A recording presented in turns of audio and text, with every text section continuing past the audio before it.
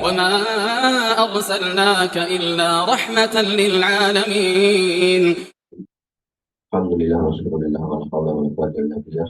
Wassalamu alaihi wa sahbihi wa mawala. Kembali azani Allah wa iyyakum. Rekan sekalian, alhamdulillah bersyukur kepada Allah Subhanahu wa taala sehingga kita masih bisa bertemu lagi untuk dalam rangka mengenal lagi agama kita. Nah, berikutnya terkait dengan berhijrah. Masih dalam rangkaian pembahasan kita berlimpah berkah dakwah berhijrah, maka kita sampai di untuk para ayah. Jadi untuk para ayah mesti jatuh gimana? Maka dikatakan oleh penulis, ayah adalah sosok baik yang kesibukannya bukan hanya mencari nafkah, tapi dari itu ayah adalah seorang pemimpin dan penanggung jawab anggota keluarga. Maka ayah dibantu oleh ibu juga harus memperhatikan bagaimana cara menanamkan rasa cinta dengan ibadah dan puji dan usaha. Ini yang jarang dipahami oleh banyak ayah. Jadi menanamkan jiwa senang pada ibadah dan benci pada dosa.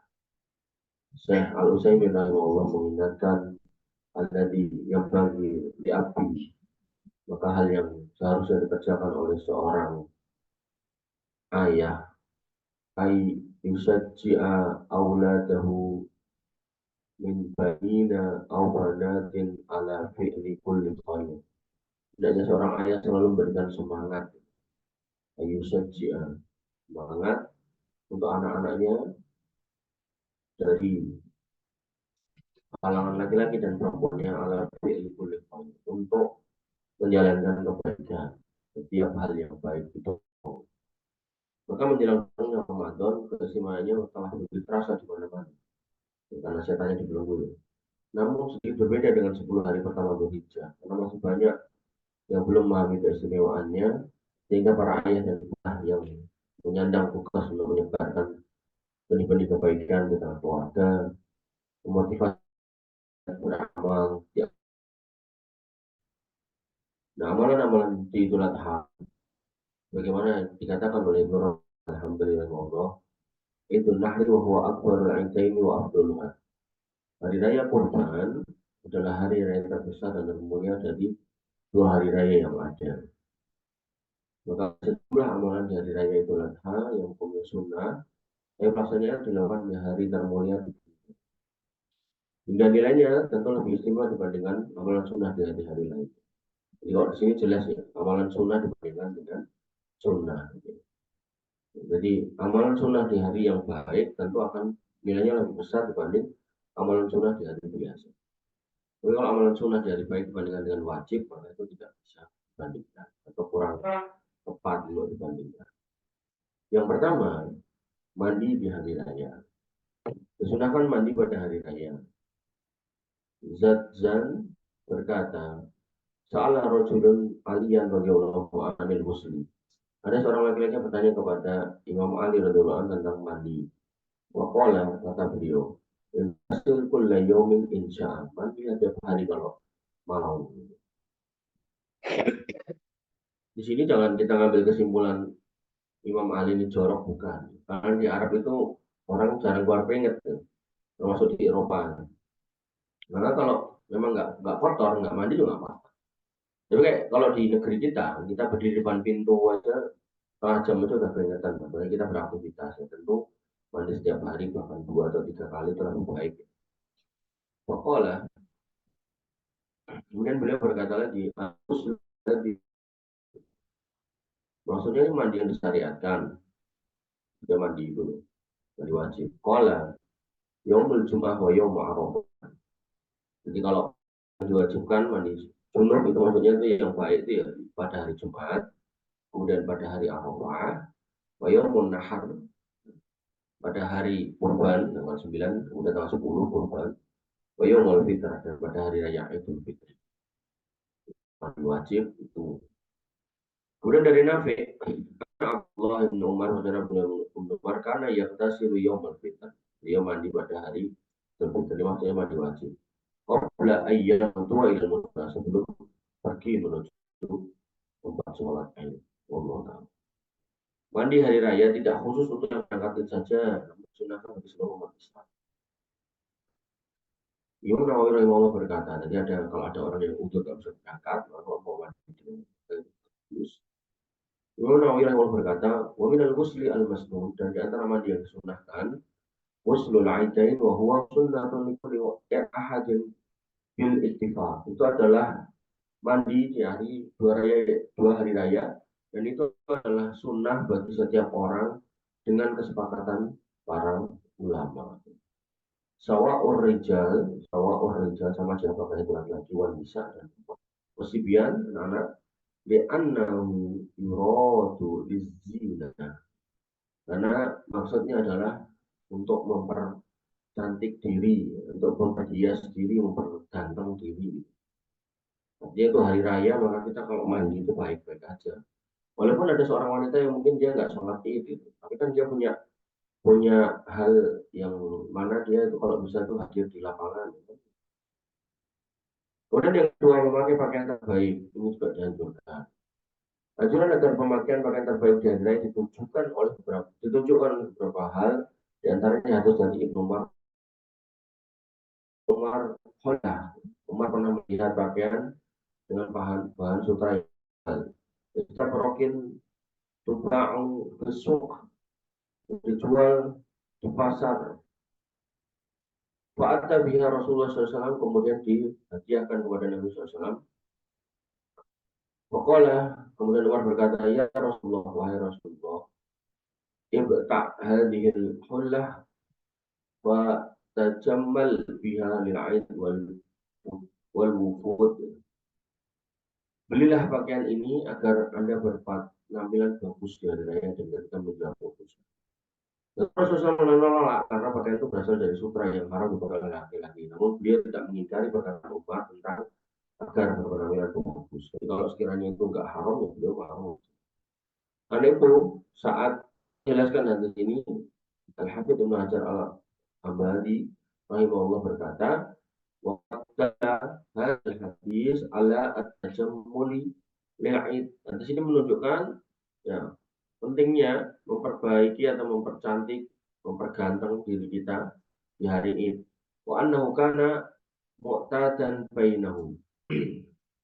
Dan menunjukkan bahwa hal ini telah biasa di kalangan kaum muslim. Jadi nggak ada khilaf di sini. Wa hadza at-tazayyunu fil 'id yastawi fihi al-khariju ila shalah wal jalisu fihi. Dan anjuran untuk memperbaiki, memperbagus penampilan itu sama aja. Apakah untuk orang yang keluar ke tempat sholat atau yang tidak, yang dia duduk di rumah.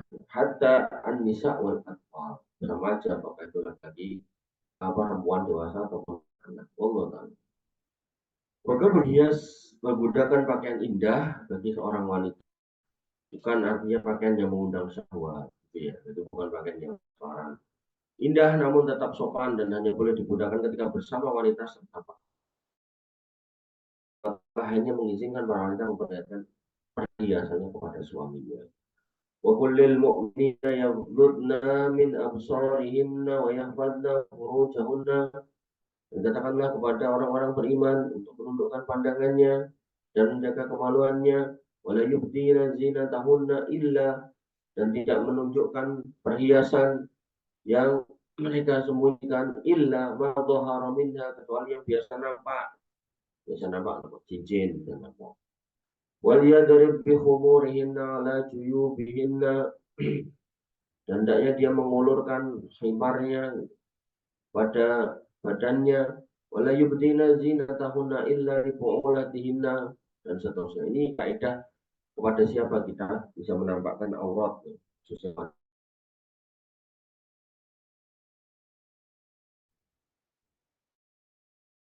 wanita tidak boleh saat di luar rumah. Al-Faqih Ibnu Hajar al-Haythami menyebutkan dalam Az-Zawajir Iktirafi al-Kabair, bahwa hukum wanita keluar rumah dengan memakai parfum dan berhias termasuk dosa besar.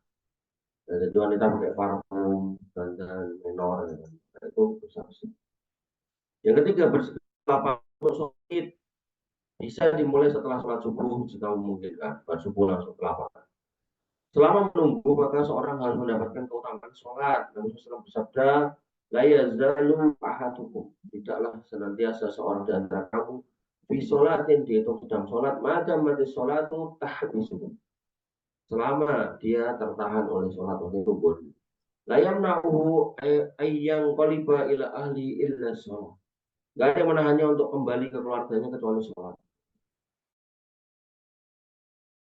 Maka setiap selama nunggu dia akan tercatat pahala sedang sholat.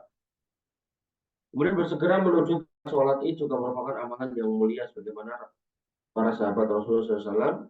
Nabi Rahimahullah berkata, karena Ibnu Umar yusolli asubh di masjid Rasulullah Shallallahu Alaihi Wasallam, summa yaghdu kama huwa ilal musolla. Bahwasanya Ibnu Umar itu sholat subuh di masjid Rasulullah SAW, kemudian berpagi-pagi ya, pergi ke tempat sholat ini. Mas, tidak tolong motornya kecil keluarin. Kemudian selanjutnya dari Yazid bin Abi Ubaidillah. Setelah itu Salah ibn Aqwa di Masjid Nabi Shallallahu Alaihi Wasallam. Aku sholat bersama dengan Al-Aqwa di Masjid Nabi SAW. Sholat subuh, sholat subuh. Summa kharajtu ma'ahu hatta ataina al-musalla.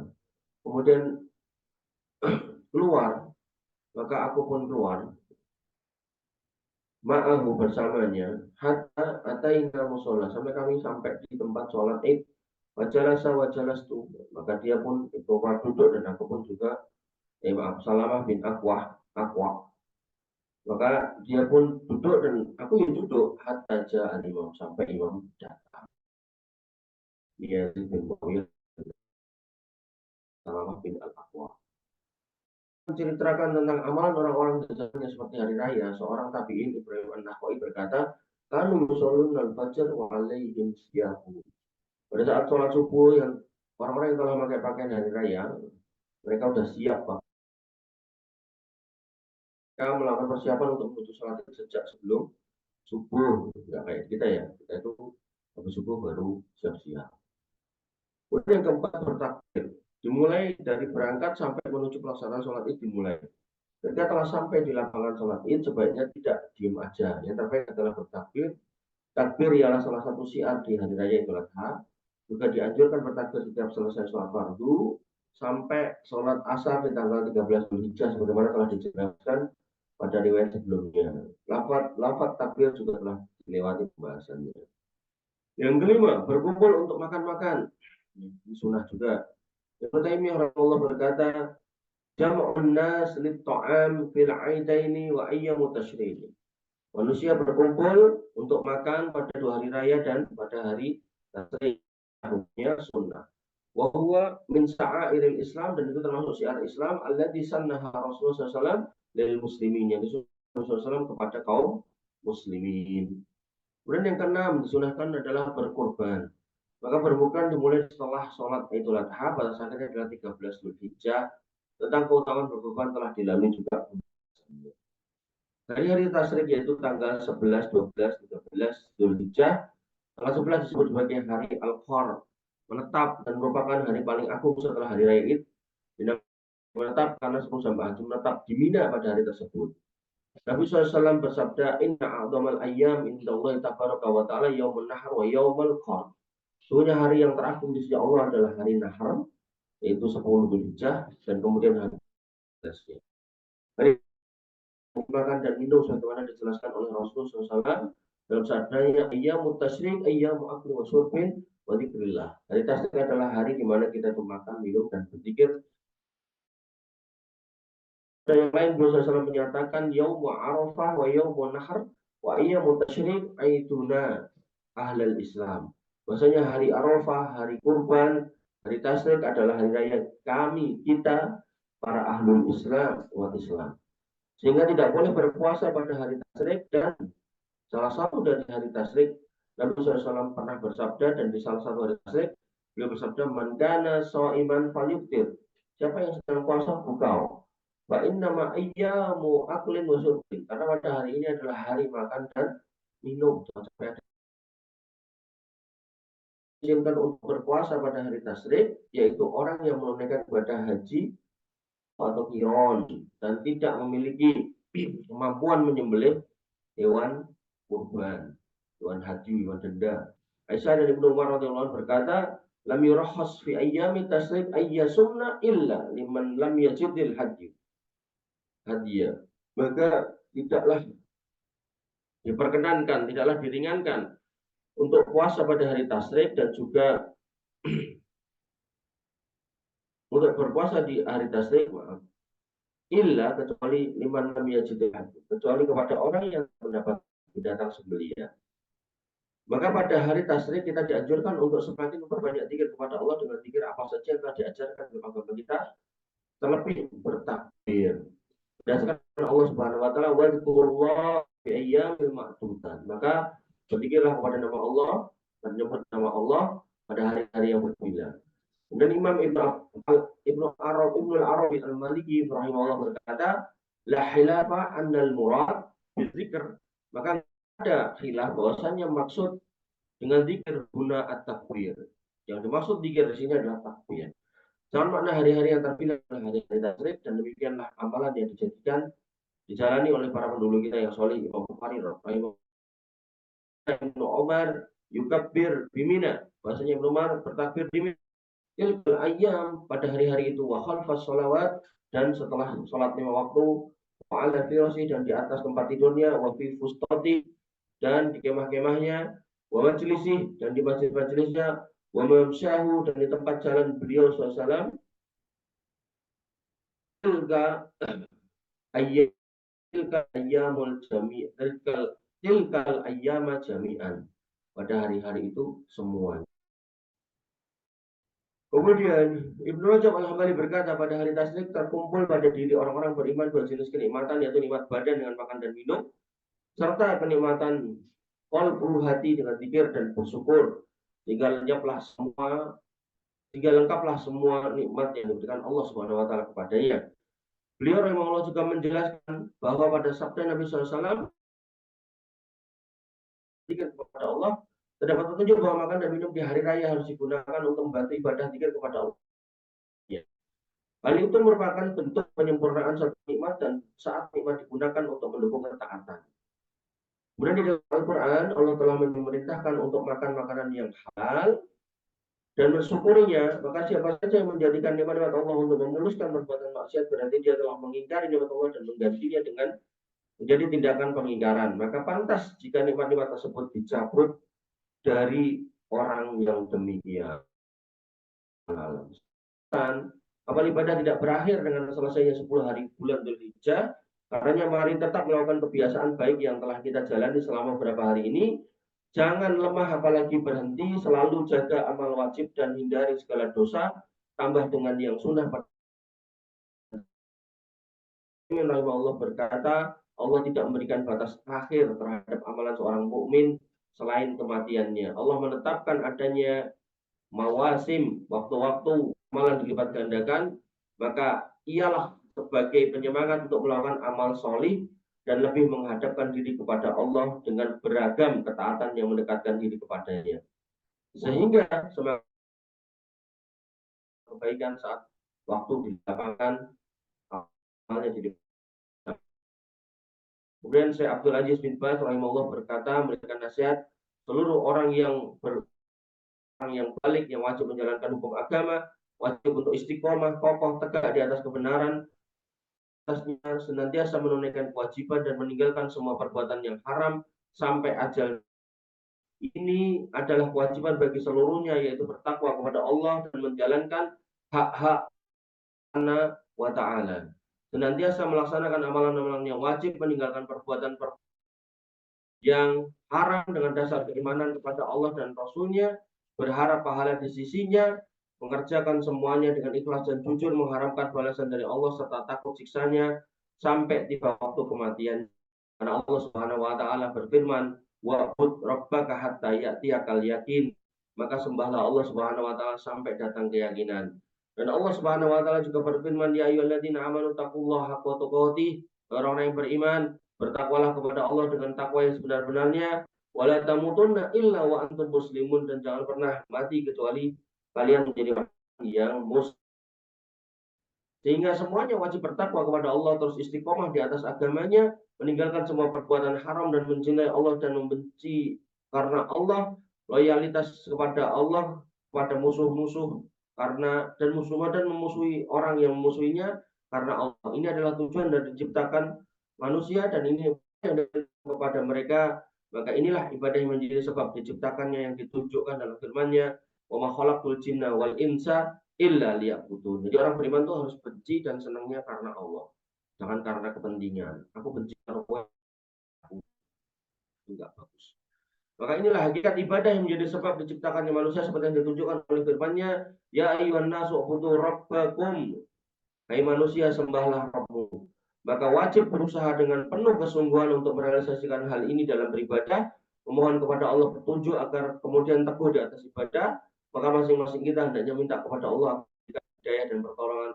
Allah Subhanahu wa taala bersabda, berfirman, "Alladzina jahadu fina lanahdiyannahum subulana." Orang-orang yang bersungguh-sungguh menuju jalan kami, maka akan kami tunjuki jalan tersebut. Wa innallaha lama'al muhsinin, dan sungguh Allah beserta orang-orang yang ihsan. Allah Subhanahu wa taala berfirman, "Wa may yattaqillaha yaj'al lahu makhraja wa yarzuqhu min haitsu la yahtasib." Siapa yang bertakwa kepada Allah Subhanahu wa taala, kami jadikan jalan keluar dan kami berikan rezeki dari jalan yang enggak disangka-sangka. Kemudian Allah Subhanahu wa taala berfirman lagi, "Wa may yattaqillaha yaj'al lahu min amrihi yusra." Siapa yang bertakwa kepada Allah Subhanahu wa taala, maka kami mudahkan semua urusan. Yattaqillaha yukaffir anhu sayyi'atihi wa yu'dhim lahu ajra.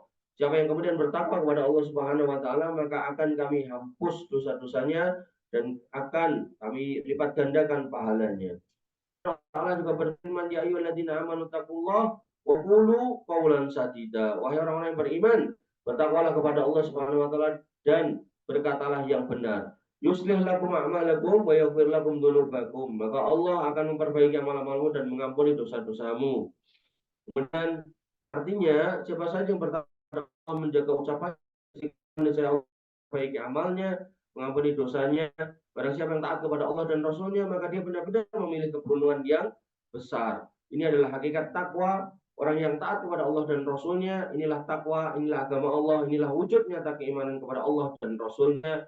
Bagaimana firman Allah Subhanahu wa rasulahu faqad faza fauzan azima. Siapa yang kemudian taat kepada Allah dan Rasulnya, sungguh dia telah mendapat keberuntungan yang sangat besar. Maka kita memohon kepada Allah agar semuanya mendapatkan petunjuk untuk meraih ilmu yang bermanfaat dan bisa beramal dengan solih. Dan semoga Allah Subhanahu wa taala memberikan kami dan kalian semua pemahaman agama yang benar dan melindungi kita dari semua keburukan fitnah diri kita dan kejelekan amal perbuatan kita. Allah taala a'lam. Kemudian kita masuk di bab yang baru, yaitu Idul Adha di masa pandemi.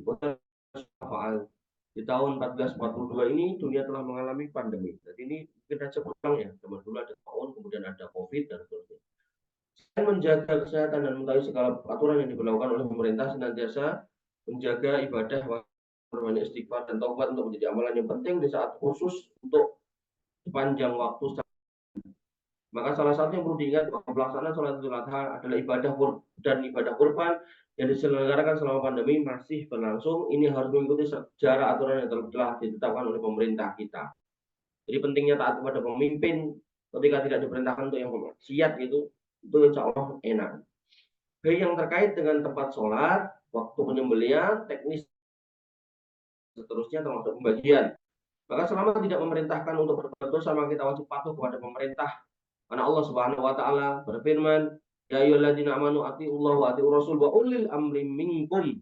Orang yang beriman taatilah Rasulnya dan orang-orang yang diberikan kuasa di antara kamu. Patuh terhadap pemerintah dalam hal yang baik sama dengan patuh kepada Rasulullah SAW. Beliau SAW bersabda, waman atau al-amir faqad ati'ani. Siapa yang mentaati amir pemimpinnya, maka dia mentaati aku. Waman asal amir, dan siapa yang kemudian mendurhakai pemimpin kita yang sah, faqad asani, maka jumhur. Sedangkan taat kepada Rasulullah SAW akan mengantarkan seorang ke surga. Rasulullah bersabda, kullu ummati yadkhulunal jannah illa man aba. Setiap umatku akan masuk surga kecuali yang nggak mau. Para sahabat bertanya, ya Rasulullah, siapa orang yang nggak mau masuk surga itu? Beliau SAW menjawab, man ata'ani dakhalal jannah. Manut sama aku masuk surga. Tidak mau manut sama aku, maka sungguh dia orang yang menolak untuk masuk surga atau tidak mau. Ketaatan kepada pemerintah akan membuat kehidupan masyarakat jadi lebih tertata, jauh dari kekacauan dan huru-hara. Imam Ibn Rajab Al-Hambali rahimahullah berkata, wa amasam wa ta'ah li ulatil umuril muslimin fa fiha sa'adatud dunya.